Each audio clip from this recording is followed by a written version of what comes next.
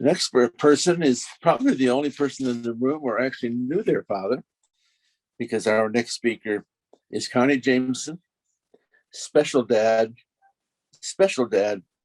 Connie Jameson. Fred Rutherford Stevens Jr., my special dad, was not a part of my life until I was about age 4. You see, Fred was not my birth father, but after he married my mom, he adopted me and went on to father 6 additional children, my siblings. I was never treated any differently than my siblings. In fact, I think I was into my teens before I even realized I had a different father than they had. I was always just the oldest of us 7 Stevens children: Connie, Judy, Vicky, Jackie, Fred, Jill, and Rodney. I've come to realize what a special gift this was from my dad, my special dad. After my mom died, I was then in my mid-30s, my dad asked me if I would like to try to meet my birth dad, Clifford Luxton. I agreed.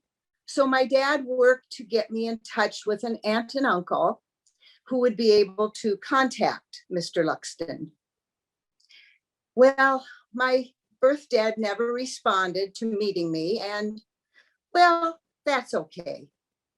It would have been interesting, but I knew, I had no doubt that Fred Stevens would always be my real dad, my special dad. I want to share another reason why Fred Stevens is a special dad. Fred Rutherford Stevens Jr. Wow, sounds rather impressive. Is it his educational achievements? No, Fred only completed to the 8th grade. Oh, well, was it his community involvement? No, Fred didn't join any community organizations or clubs and never took a leadership role in our little community. Oh, well, perhaps it was his impressive career or occupational record. No, well, many people would say no. Fred worked for most of his life for the Boone County Highway Department in Northern Illinois. He operated a road grader, building roads and repairing roads, and a snow plow to clear the roads in the winter. So I would say his job was definitely important, if not necessarily impressive to some. I still recall worrying about my father when a big snowstorm was forecast, because I knew he would be receiving that phone call in the middle of the night and need to get out of bed to go and clear the snow from the roads for many hours while others were in bed sleeping on that chilly evening. No, my dad is not special for job titles, educational degrees, or club memberships.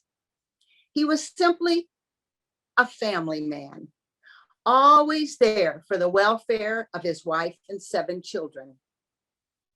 Working for that paycheck, home for family dinner every night, Friday night grocery shopping, taking his family for the Sunday drive in the old station wagon, and stopping on the way home for A&W root beer. My dad also had a little garden, a garden that provided food for the family and the opportunity for we Stevens kids to pull our little red wagon around filled with sweet corn, tomatoes, and muskmelon, also known as cantaloupe to many. We would be able to pull it around the neighborhood to sell it, make some money. Yes, life for my dad was pretty common, routine, ordinary, but also important, special, because Fred Stevens provided his family a childhood home where we felt safe, secure, and loved.